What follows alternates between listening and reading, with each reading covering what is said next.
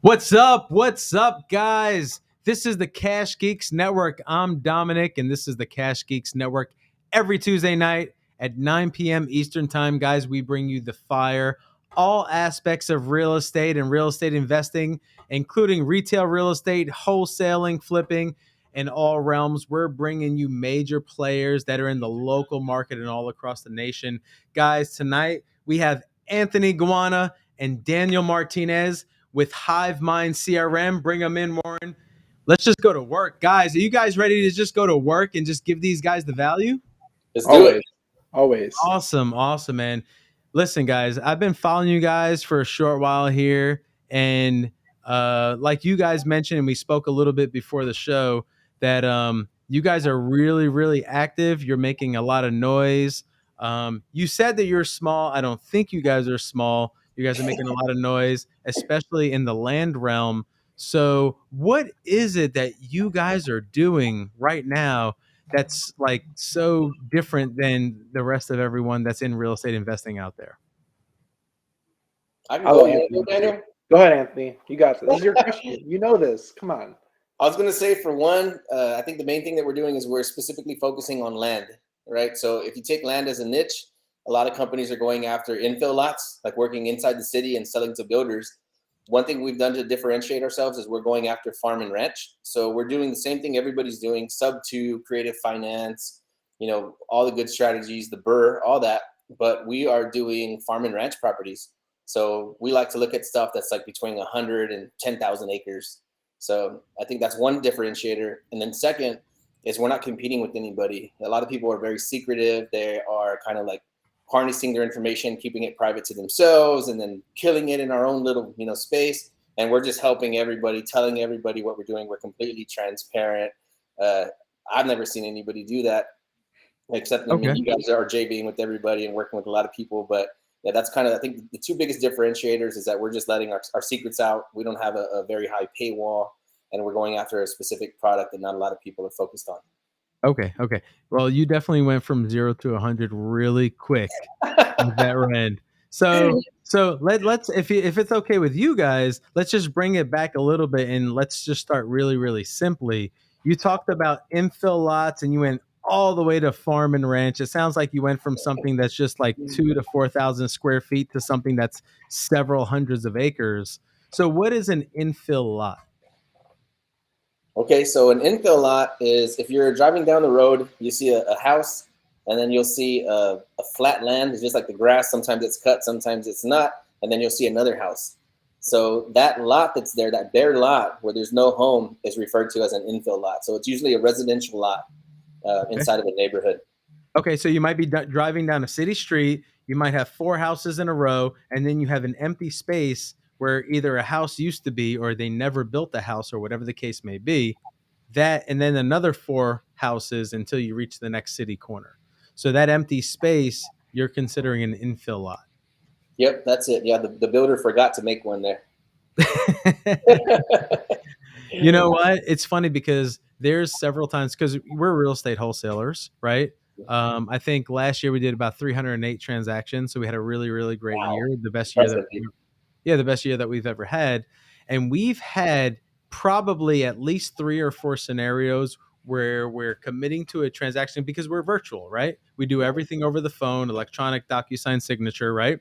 So we really talk in depth with the seller about the property and about the condition, and we come to a number, and then I send my field manager to the property, and then there is no property, right? It's just like you guys are calling it an infill lot, because there was a property there, but it was in such disarray and neglect, and the seller lives outside the state and hasn't been there in X amount of years, that the city has demoed it, torn it, and has taken it away. And now it's just grass and whatever the case may be. So that's one example of an infill lot where a house used to be there. And now you're saying there's scenarios where a house was just never built. Is that accurate? Yep. Okay. Still considered an infill lot. It's probably, a specific zoned, I don't know, 6,000 square feet or whatever the case may be.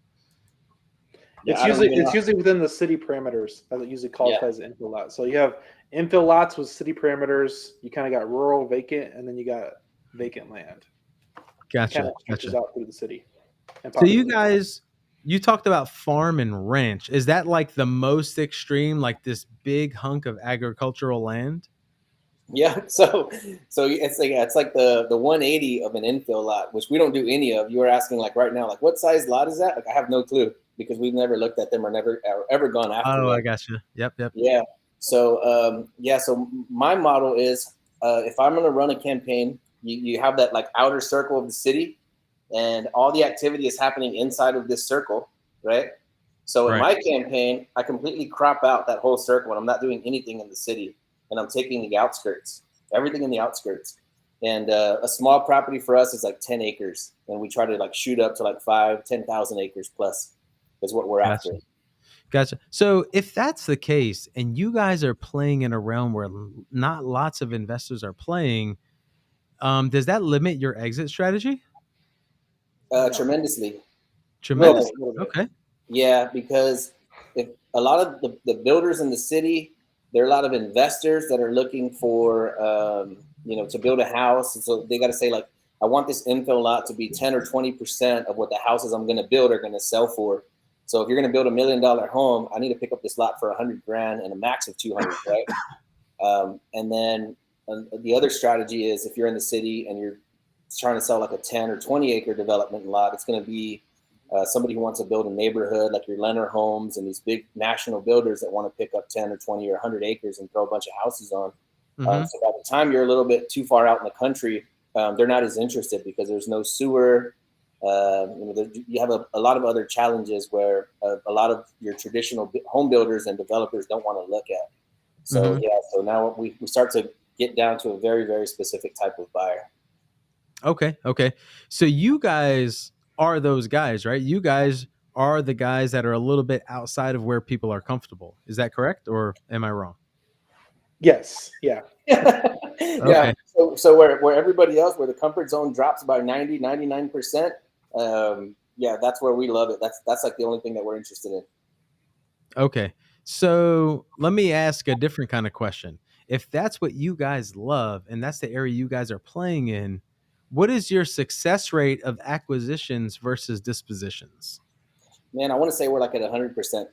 If we lock it up, we're moving it. Really? Yeah. Okay. How can you operate with such confidence if you're so limited with your exit strategies? Our end buyer is the retail market. So tell them how big our buyers list is, Daniel. So most people have like a 10,000 buyers list and all this stuff. Our buyers list is 0. We don't even have a buyers list. We don't even operate in the buyers list realm. We have no buyers. We sell to retail markets. So all right, so let me just try to grasp this because this is all new to me. And as you guys know, right before this show, we probably had 10 to 15 minutes to talk. So I'm not well versed in your guys' space. This was why I'm so intrigued. And one of the reasons that Gonzalo and I do this show is because we kind of look at this show as an inconspicuous kind of secret mastermind session where we get to pick your brain and we don't have to pay you for it, if that Of course. makes sense. We do the same thing. That's what we specialize in. Yeah. Yeah. I love it. I love it. So, in the traditional wholesale world, as you guys probably well know, what we're doing is we're putting a property under contract under a purchase and sale agreement with a seller with the intent to purchase it. And then we're going to investors and we're telling them, look, this is a deal I have. Before we close on it, this is a deal I have. It's a good deal for X, and X reason. And if the investor's interested, they're giving us a purchase and sale agreement or an assignment contract to buy it for a certain number. And then we go to close, right? Are you guys doing something along the lines of the same kind of deal? Or are you guys reaching an end agreement with the seller and then reselling it later? So it's going to be a little bit of both. For the most part, we do a lot of double close. Right now, we're starting to move a lot into more wholesaling, but we know our market so well that we actually don't go into a contract unless we know that we can absolutely move it. So if we grab, let's say somebody has 1,000 acres and they want 50,000 an acre, and we see this $100 million price tag, when everything around there is selling for 13,000 an acre, yeah, then we just don't even contract it at all. Or worst case, we'll go into an option agreement, and then we'll Mhm. see if we have any buyers before we actually go under contract. Like today, we were negotiating one 3,400 acres for 17 million, and I thought we had a solid buyer ready to rock and roll. Turns out too much of it was in the floodplain; they can't really do anything with it, so we had to just we're going to pass on that one. So we never contracted it. We were looking at an option agreement, but we went ahead and got it out, like shot it out to some of the local agents, and yeah, we found out that it just couldn't be moved at that price. So it's going to be more Gotcha. like a recreational property. So we're probably going to come back like at 50 cents on the dollar, what they were thinking. So you guys are saying that you know your market so well, so you have a really good feel on what to move forward with and what to kind of back away with. What is your market? Is your market the entire US, or do you focus on certain states or counties? Right now, we've been focusing primarily on Texas, and now we just went into Florida, North Carolina, and California. But yeah, ideally, we're going to start to move into a lot of other markets: Montana, Idaho, Arizona. We're Colorado. We're going to keep on expanding, but we got really comfortable in Texas, and it's just the same game over and over again in every market. Right. Because it sounds like you guys are looking at the major metro areas and you're trying to like how do you decide where that metro area stops and where your desired target area starts? If It, we it, look at it, just I go was ahead, gonna go ahead. say it's usually by the size of the lot. So Yeah. if you can find a good size lot near the city, that's usually our space. Whereas if you go too far out, you're venturing into uncharted territory as far as that vacant land. So we're looking more close to the city within 30. We're like an hour within the city. Is Yeah. like the general mark. We're trying to be an hour within the city, so it's a commutable drive where city people would purchase it, but we're out the outskirts where it's not within the city limits. Oh, so you can't go really too far from major metropolitan areas. You can't go like 5 hours out and there's no other like metropolitan areas that are closer than that. Yeah, Yeah. that's the vacant land space. That's Yeah, vacant. right now, yeah, we don't know anything about that either. Like we just did a podcast with Clint Turner, and we were talking about desert lots, and yeah, we've never done one desert lot. Yeah. Oh, I gotcha. So you guys ain't going out to Antarctica and you ain't transacting deals in Anchorage and stuff like that. Not yet, right? Not yet, but maybe next year, Q2. You know, I'm doing 1,000 acres in Anchorage. Let's go. Yeah, for now, I think an hour outside of the major city is the sweet spot because you could still throw up some country houses out there, maybe houses like on an acre, on 10 acres, stuff like that, these little ranchettes. And I Okay. think people are interested in that kind of stuff. Yeah, but by the time you get 2 hours outside of a major city, then yeah, it's pretty challenging. I don't think too many people are going to want to make that drive if they got to drive into the city for work and then commute that way. Do you have a minimum lot size as to where when you go below that, number of acreage or whatever it is, it's not really desirable? So it Uh, depends. It depends because we're trying to get into commercial, which we're looking for in the and like I said, we have different niches. So our rural vacant land is right outside the city, but if you find a one 3/4 to 3 acres in the city, good track car count, we're looking at those too. So we're looking for high traffic commercial properties as well that we can do some triple net lease or something as well. Yeah, I think Sweet. it starts to get significant at 1 acre. Like right now, I'm locking up 1 acre for 50 grand, and if we do a development deal on it, maybe we could turn it into a million profit. So I think about 1 acre is where the sweet spot is. If you go below 3/4 in Texas, then you can't get a septic tank. So yeah, below 3/4 of an acre, we just kind of lose interest. I Yeah, see. Yeah, that yeah. makes sense. That makes sense. But So then I let's really like take it. for 5 or 10. Okay. All right. So let's take it back. How long have you guys been in the business that you're in right now? 3 years. 3 Yeah, years. this Okay. is this is the start of my fourth year. Yeah. January 1 is like kind of the start of my fourth year. Yeah, same here. We started at the same time. We actually took the same course within a 2 week span.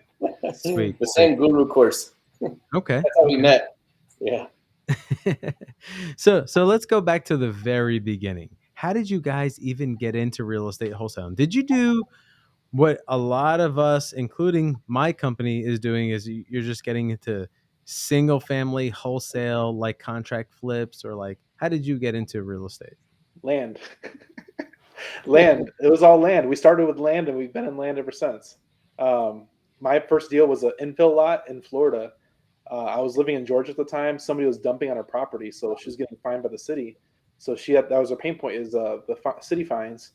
I sold it Okay. on Basic Marketplace in 2 days. I made like $6,500 and What haven't were looked you back. What were you doing prior to that? Trucking. Trucking.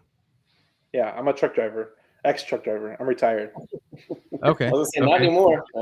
So I guess that's what I'm trying to figure out. What transitioned you from truck driving to land? Did you Uh, just drive on the road, you pass the Piggly Wiggly, and you're like, you know what? Land is where it's at. I'm making a transition. it was out for me. It was out of necessity, man. I actually ran and operated a trucking business, so I had 5 trucks under my authority, operating all over the Southeast and Midwest, and Hmm. that's what I did. And it was kind of out of necessity. I was looking for a pivot into something else, and kind of fell into real estate. We bought the same course, and here we are, a couple years later. Okay. And were you guys friends prior to that? No, No. We Okay. bought the same guru course for $500. So we're on a Facebook page, and like you know how people go into the group and they're like, "Hey, I got this deal. Can somebody help me?" I noticed that we were both in the land space, so we just started like calling each other, like, "Hey, I got this. What do you think? Hey, what do you think about this?" And we started just helping each other that way. It's like, and we were the only 2 people inside of that group talking about land when everybody else was focusing on houses, and just gradually it just kept on happening, and then I started to run my campaigns focused around land and houses, right? Because I said I'm just going to go as broad as possible. And I Okay. got a farm in Grandview, Texas. It was almost 50 acres, and I made 85,000 on one of my first deals. So I was like, you know what? I'm just not going to do houses anymore. Like, it's too many headaches. Flipping, you flip for 90 days, 180 days, and you make 20, 30, 50 grand. And I'm like, I'm just not going to do that anymore. And I was Uh, sick of contracting. I've been a general contractor my whole life, so it was just like it's too easy to go the other way. Cross over to the dark side. It's right. going to be land now. Right. Bro, you're preaching to the choir, man. You're talking to somebody that does a few hundred transactions a year just with single family houses. So, Wow. um, yeah, yeah, I totally hear you, man. I totally hear. I mean, we don't do any of the remodeling though. We don't do any rehabs, remodeling. We're strictly 100% wholesale. Oh, I love that, man. That's music to my ears right there. Yeah, yeah, yeah. That's So, but amazing. the land has always been intriguing because some of the easier transactions that we've done were big land deals. Mm-hmm. Actually, the biggest transaction we've ever done was a land deal. We don't traditionally, none of our wholesale deals have ever been $85,000-$100,000 deals. I think our biggest wholesale transaction was probably about $58,000 or $59,000. We've done several deals in the $50,000 range. I feel like once a month or once every other month, we do something in the $50,000 range, at least one or two. And the land deal we did was about 86,000 bucks. Dang, And that was congrats, our man. biggest transaction to date. That's a lot of money in some countries, bro. Congrats, man. You guys are killing I think it's a lot of money in the US. it. That's amazing, dude. Hey, you guys are crushing it, man. That's awesome. That's Yeah, yeah, amazing. yeah.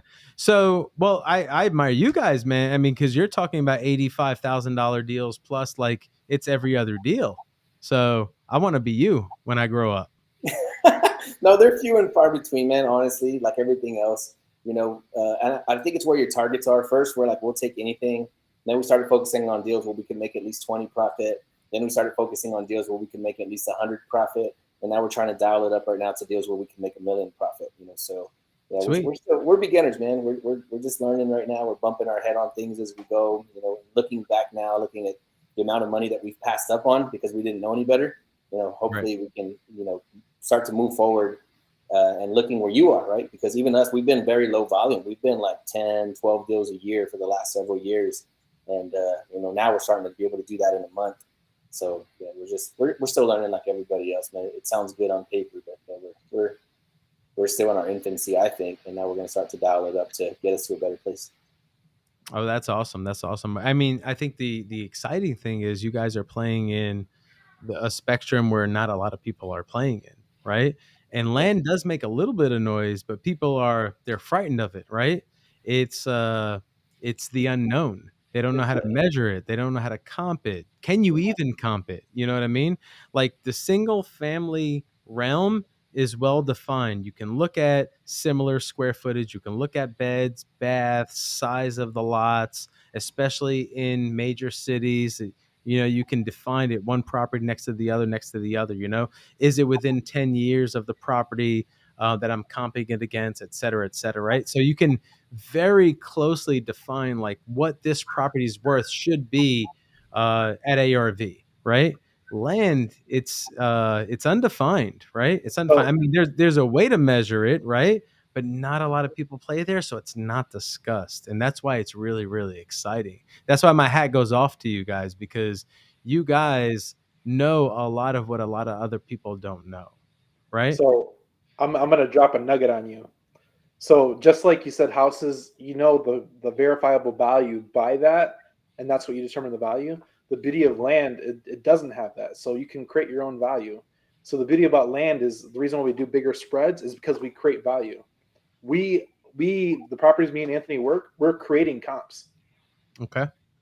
How by are you creating comps? We don't look by at them. You're creating comps by not looking at comps? We don't look at comps because we're not selling to realtors and brokers and people that look at numbers. We're selling to the retail market. So just for Okay. instance, we're trying to move a deal right now, southwest of Houston, and the agent called me.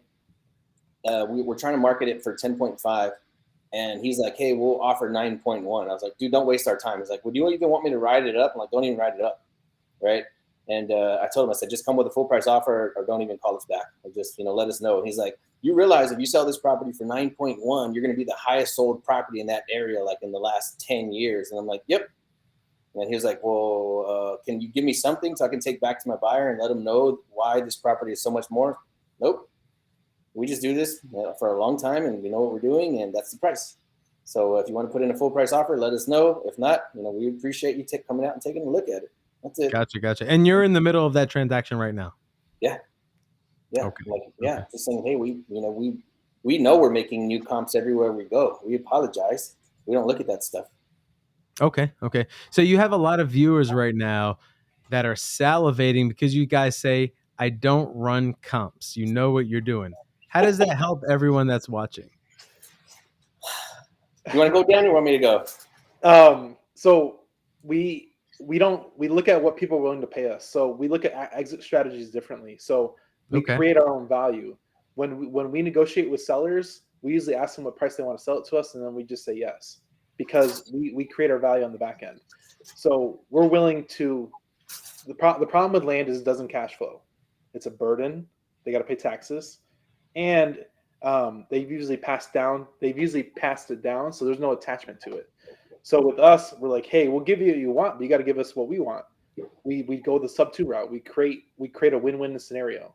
You give us I your gotcha. price. We give you your price. You give us our timeline, and that's where we create the value. What's the ideal timeline? 6 months? Depends on the property. Okay. Bigger the Yes. property, longer time frame you need. 100%. Exactly. Gotcha. Yeah. So What? minimum, we shoot for 60 to 90 days. That's like our bare minimum. If somebody Yep. needs to go faster than that, then we're going to say, hey, then we're going to be like everybody else and give you 50 cents on the dollar. But ideally for a farm and ranch, we're at 60 to 90. If you are like in the $5 to $10 million range plus, yeah, then we need every bit of 6 months. For commercial, anywhere in Texas, 1 to 5 acres, we're going to need every bit of 6 months because we're really going to do a development. We're going to try to bring like a Starbucks or a Chick-fil-A or Chili's or Texas Roadhouse or something like that. But yeah, we're easy between 90 and 180 days. So that's kind of our minimum. We don't get into matches where the seller says, no, I need to close this out in 45 days or I don't want to do the deal. Okay, we'll follow up with you next time. So the beauty about land is they're not motivated. They've been sitting on it for 20 years. What's 6 months? What's a year? They don't care. If we give them their price point, that they're willing to work with us. Gotcha. So you guys aren't specifically closing and holding on to these and reselling them later. You're building in your due diligence period so you can work on your exit strategy and locking in an end user. Is that right? Oh yeah. That's 100%. it. Another thing we don't do is we don't negotiate with the seller. If she says I need 10.5 million, guess what? We're going to go find you the 10.5 million. So we can easily come back and say, hey, we're going to try to give you 7 or 8 or whatever, and then try to squeeze ourselves in 100 or 500. But we just don't do it. Like, very, very rarely, I would say once out of 50 times that we go back in and try to negotiate a lower price. Whatever they're asking, we're going to give it to them. That's awesome. And then you build a great name for yourselves, right? You have a great track record when you do that. Yeah. That's awesome. So, how many, like, so you have your target deals, you're giving the sellers the prices that they want, you're building in what you guys feel are the right due diligence periods and close periods. um what kind of like success track record do you have versus fallout, if you don't mind me asking? You guys said you're open book, so I know that's a sensitive question. If you don't have the answer, that's okay too. Do you mean like deals that we go under contract that we don't close? Don't perform on, correct? Dude, think we're like only 10 one. for 10. Yeah.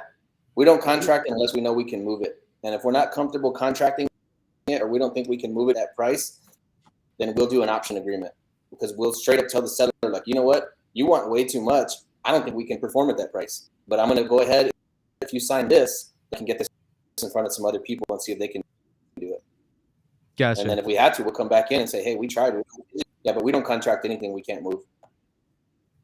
Gotcha. And how are you finding your investors for these products? The retail. So we've We been go straight finding them retail. through. Yeah. Yep. But does that mean finding a way to list it on the MLS? I don't know. I think Anthony's cutting out. Can you hear me well, or Anthony cutting out? Anthony looks like he's on pause. It might take a second for him to kick back in. Okay, so I'll answer this question. So generally, we try and go the sub 2 route. So right now we're looking at a deal, and we're trying to get deed title ownership of the property with little down payment. So we're giving them $5,000 down, and then we'll take title to it and sell it to retail market. So that's another strategy we like using, is we'll give them $5,000 to $10,000 down, take title, and sell at MLS. Okay. Yeah, that's amazing. And with a 100% track record, I mean, you guys are very confident in your performance, which is awesome. We're snipers. You're snipers. Okay. How do you measure the value of what you feel the property is worth? We let the market tell us. So we use Facebook Marketplace, and we Okay. just put it up and see what people are. If we put a property out there and nobody messages us, it's too high.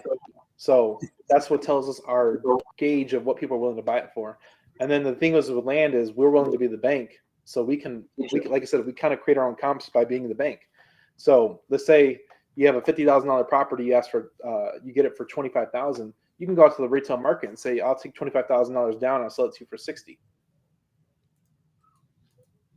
Gotcha. So are you saying, when you say you let the retail market tell you what it's worth, do you put feelers out there before you're even ready to transact it? Yeah. We put feelers out there. We talk to agents in the area. We get a lot of feedback from the areas where we're working, just to kind of see what the market telling us is worth. Because, like I said, if it's not at a good price point, we're not even going to contract it, unless they're going to give us an option agreement, and then we can kind of do what we do anyway. I gotcha. Hey, Warren, are you going to work on trying to get Anthony back in there? Awesome.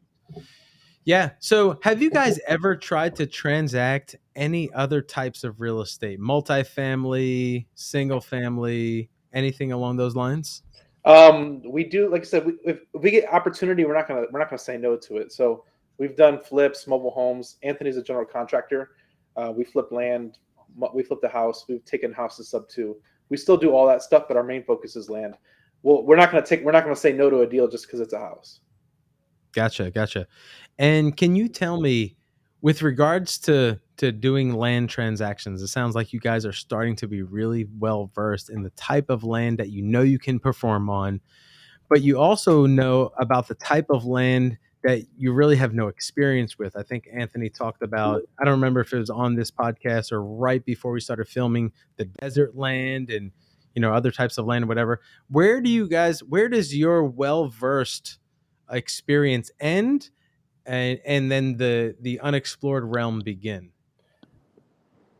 Man, that's a hard question, because like anything we don't know, we can usually ask somebody in our space to help us with. That's the beauty of a community. So anything we don't know, me and Anthony, we try and surround ourselves by many counselors. So anything we don't Okay. know, we usually try and find the answer and find the source to that answer. Whether it's an attorney or someone who's been operating in that space before, we usually try and network and find the right answer. Okay. So it seems like you guys are part of groups that are experienced with transacting land. Well, like person from our community. So I don't know if you know John Alexander. John Alexander's been doing land for 30 years. He's and I'm only 29 years old, so he's literally been real estate investing longer than I've been alive. We can go. We have a Nice. lot of we have a lot of people in our group that we can count on that can help us find the answers that we don't know. Wow, 30 years. Holy moly.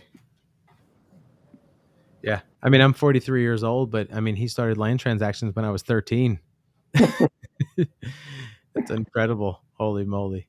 Yeah. So when you have access, the difference between is information. So when you have access to the information, you can really do a lot. You can really do a lot of damage just by connecting with the right people.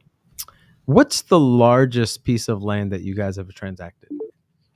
We bought 107 acres in San Antonio. We negotiated a partial owner finance, and we're still working it right now. But it's in process right now. But we contracted it, own it.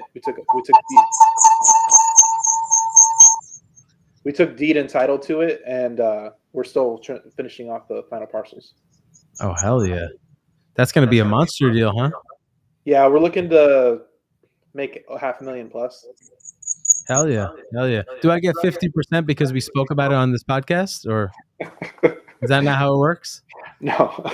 we 50-50 with everybody, man. So we do bring us something like that where it turns into 500, 600, 700 plus. Yeah, we go 50-50 with a lot of people. I gotcha. Anthony, is that you with the feedback? Do you think, or? I had my cell phone on, but I turned my cell phone off, so I don't know where it's coming from at this point. Close all your apps on the laptop. Close all your apps on your phone. Yeah. Wow. Secondary feed coming from my laptop. Okay. Sorry about that, everybody. Hey, that's no worries. Hey, really quick, tell me how does the team look? You guys talked about the team. Are you guys still heavily involved in the transactions? Do you have acquisition managers? Are you just overseeing it, or how does that all look? You don't want to hear this, man, because you're going to be real sick after this. Okay. So we are running the traffic, and then we have people doing acquisitions and dispositions based on a percentage. So we're not even almost looking at real estate deals anymore. So we'll only come in to negotiate and close really big stuff, or if we got to go out and find the capital. But other than that, yeah, man, we're not doing anything inside of our real estate company anymore except running traffic. When you say running traffic, do you mean marketing? Yeah. So we'll just, as soon as we get a fresh lead, a warm lead, then it goes to the whole team. So there's not an acquisitions and a dispositions department. It goes to everybody. And then whoever comments, I got it, inside the group, takes that lead. And if they lock it up, they get their percentage already locked in. And then everybody on the team is allowed to go to dispo on it. So yeah, we're just like trying to make it rain leads on everybody. Oh, okay. So the team is pretty versatile. You don't have acquisitions separate from dispositions. You have just full-on sales individuals that buy and sell the deals. That's it, man. So we want to incentivize as much intercommunication between all of the team members as possible. So yeah, we want everybody working together, everybody helping, everybody trying to dispo. And then I'll get on the phone if it's a larger scale transaction, more high risk, more money involved. Then I'll get on the phone and I'll talk to the seller and try to lock it up, like I said. And then even on the sales side, if it's a high risk deal or it's a lot involved, lots of capital involved, then I'll get on the back end and I'll kind of be the hammer to get stuff moved as well. Okay. And are you doing what a lot of other typical real estate agents are doing, but on the land side? And what I mean by that is just, good old fashioned cold calling, SMS text, digital marketing, things like that. For the most part, yeah, we're doing pay-per-click on Google and SMS, and then we have been doing a little bit of Facebook marketing. Okay. And you're seeing success with all that? For sure. Awesome, yeah. Man. Awesome. So let me ask you guys this. Obviously, you guys are seeing a lot of success. You're playing in a realm where a lot of other people are not playing in. I don't know if this episode is giving people the encouragement to play in it or if it's scaring them away, to be honest with you, because it's just different, which is exciting to me, but to other people, like, it really can be intimidating. Where do you guys see yourselves in the next few years? What are you looking to do? What are your big, hairy, audacious goals? So Anthony, I kind of want to answer your first part of your question though. Anthony, can you cover if they're intimidated, how can they get into tech transactions like this?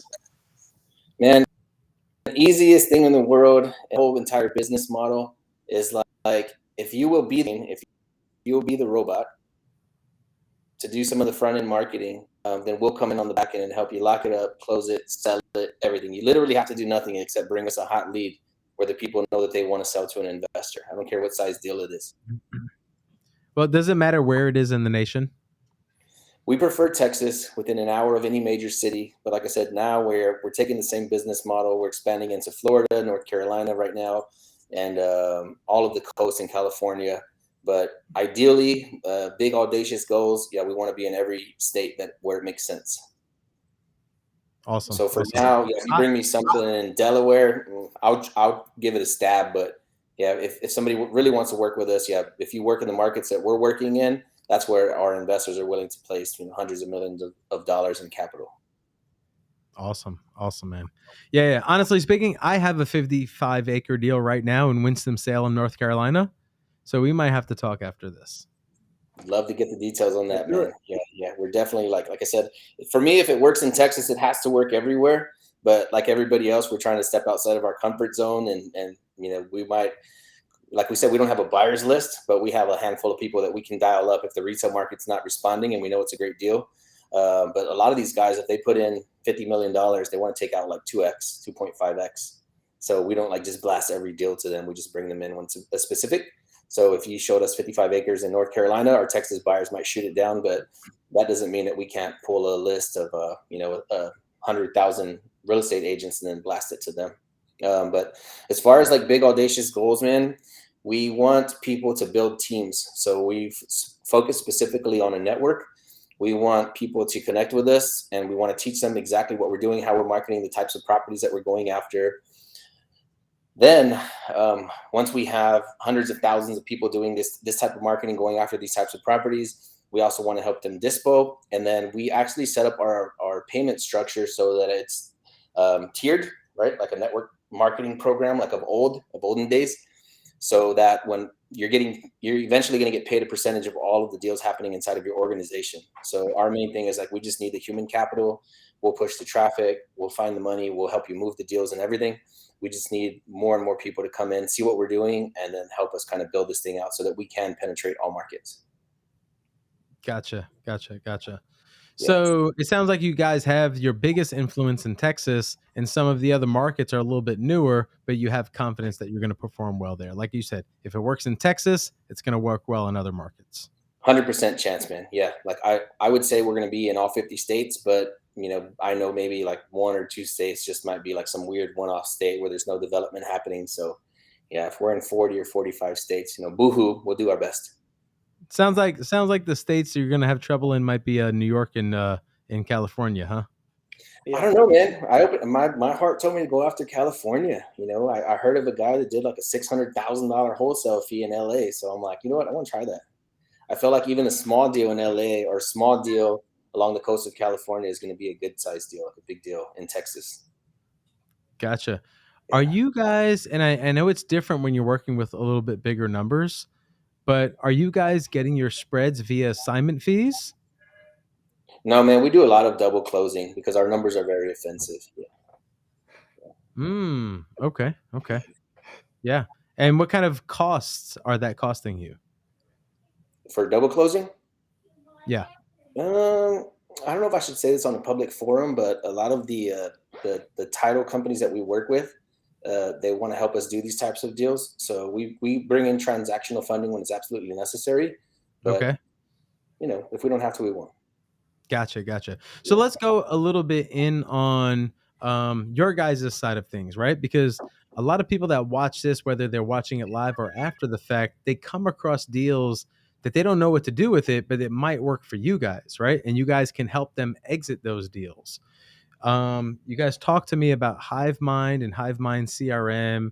You even gave it a phone number. So can you guys talk a little bit about how people can get more interactive with you guys to transact more deals?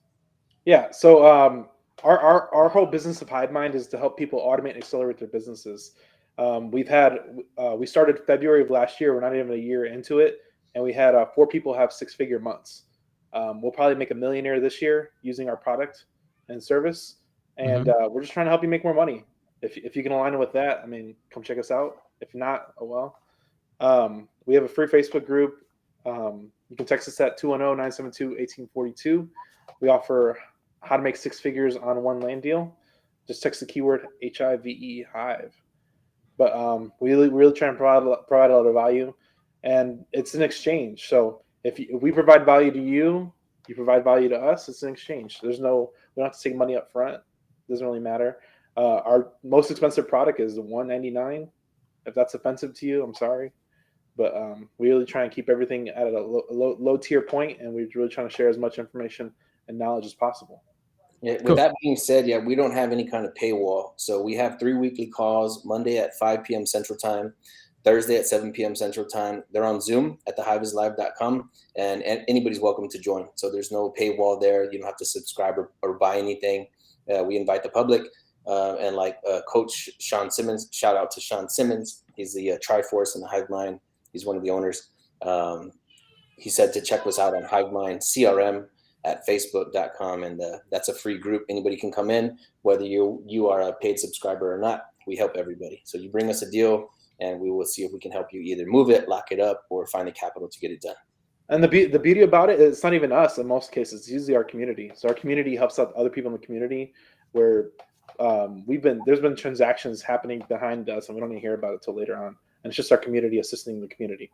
Yeah, everybody inside the community helps everybody, man. It's beautiful. It's like if you could have a dream business model or a dream community, yeah, this is it. Yeah, it's freaking amazing. Yeah, we love our people. Like we've cried with our people when somebody loses a family member. Like they get flowers. Like I mean, we absolutely love our community, and they love us back. And it's cool to see, the organism that is the community, that is the Hive Mind, helping each other grow and do deals. It's like it's crazy. Yeah. So if you get close to it, you'll see what we mean. Yeah, that's fantastic. Yeah. Guys, if you guys see at the bottom, we have a link to the Facebook group. And then you can see it looks like the Instagram handle at HiveMindCRM. So, guys, go ahead and check all of that out. And these are free to join, you guys are saying? Yeah. Okay. And you also talked about a phone number. What does the phone number do? So I always do the demonstration. If you want to see automation, text the phone number, the keyword Hive, and you'll see what automation looks like. A lot of people, we do a lot of our outbound marketing just with the phone number. It's on all of our podcasts. It's on everything that we do because it's just a way that people connect to us. So it invites them to the Facebook group, invites them to the YouTube channel, offers you $1 course. That user that helped us bring that 100-acre deal, we're giving her 100K once it closes. So she's making 100K on a deal that she just brought on a platter to us. So if you want to make 100K on a deal, go buy the $1 course. The one that Claudette King was doing today, we're trying to close for 17 million. We were targeting 200 to 300 a piece, between Hive Mind and her. So we're trying. Like Frank said, resistance is futile.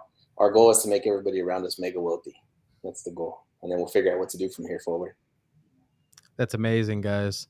I love what you guys are doing. I appreciate that you guys gave us the time today. I'm glad that we're able to have you on, talk about what you guys are all about. I feel like we're definitely destined to do a transaction real soon together. So we're going to bring you guys some stuff. If you can leave the viewers with anything whatsoever, what would you say to people before we end this? I got one. You got one, Daniel? Go ahead. For one, can we buy some of those shoes? Or is that a product? Yeah. I mean, 10 grand for the left pair, 11 for the right pair. Woo! I love it. That's cheap. It's a good price. It's cheap, man. You do a land deal, you can pick it up easy. Let's go. Yeah, I would like to get some merch, man. I would say that I would encourage people to stop letting the numbers of a property affect your mindset. Ooh, So okay. I did timeshare for a few years, and they said don't try to buy the product with your own wallet, right? Because we were selling a product that was like over 60,000. Mhm. So if you come across a deal and it's like 5 million or 10 million or 50 million, don't worry about it if you don't have that in your bank and you don't have the resources. Lean on somebody else, find somebody else that can bring that amount of capital to the deal. Just bring the deal to somebody else that's playing at that level, and stop trying to do deals with what's in your own bank account. Nice. How can you make those relationships? To the capital? Right. I mean, you have a $50,000 deal. You know it's a deal because you can flip it for $100,000 to $200,000. how do you find those relationships if you don't already have them? I would Well, just go to HiveMind CRM at Facebook. so It's true. It's true. so what I'll say, if it's a land deal, sell it yourself. You ask for $50,000 down and click payments for 5 years. Like, sell it yourself. If it's a land deal, like Okay. what's stopping you from selling it yourself? Yeah, I'll tell you what I did is immediately just went and posted it on the public groups on Facebook, man. That's how I sold my very first deal. I posted it in a group. A guy named Ryan McDonald hit me up. He said, "Hey, man, I'm going to buy that deal. Can you go delete your post?" I said, "Yes." The dude's been my mentor ever since. So if you have that mindset of not worrying about, again, your own capital and your own knowledge, bring it to the community, bring it to a larger community, and you'll be unstoppable. Like Frank said, if you use that mindset, then resistance is futile. Like it's going to happen no matter what. That's What I'll amazing. say is that there's always more deals. Don't get hung up on one single deal. There's always more, and there's a limitless supply of opportunity. So as long as you're marketing and consistently marketing, opportunity is going to come across your path. That's all we care about. That's all we talk about is high frequency marketing, high volume marketing, putting yourself into a high volume transaction environment, getting around those types of people that are doing it so that it becomes more real for you. That's amazing, gentlemen. So yeah, so you gave us the Facebook group, you gave us the Instagram handle. If people want to reach out to you guys directly, are you willing to give your own handle so they can reach out to you with questions? Oh, I'm at Daniel underscore dot underscore Martinez on Facebook, but I mean on Instagram, but I'm on Facebook too. But Yeah, if you type in HiveMind CRM on any platform, you'll find us. I'm Anthony Guyona at HiveMind on Instagram. But yeah, just check us out at HiveMind CRM. You'll find everybody super, super active community. And same for you, man. If you can let us know what we can do for you guys, for your community, please let us know. We work with everybody. The way we see it is there is no competition. We're helping everybody. We want to see everybody win. I love it. There is no competition. Well, guys, thanks a lot so much for hanging out with us, giving us all the value that you guys are giving. You guys are doing amazing things. You're stepping outside the box. And I admire you guys for that. So once again, I appreciate it. Enjoy the rest of you guys' evening. We'll touch base soon. And for everyone out there, guys, you guys, we know that we bring the heat every Tuesday night at 9 p.m. Eastern time. It's the Cash Geeks Network, guys. I'm Dom, and you guys have a good evening. Enjoy. Peace. But appreciate it.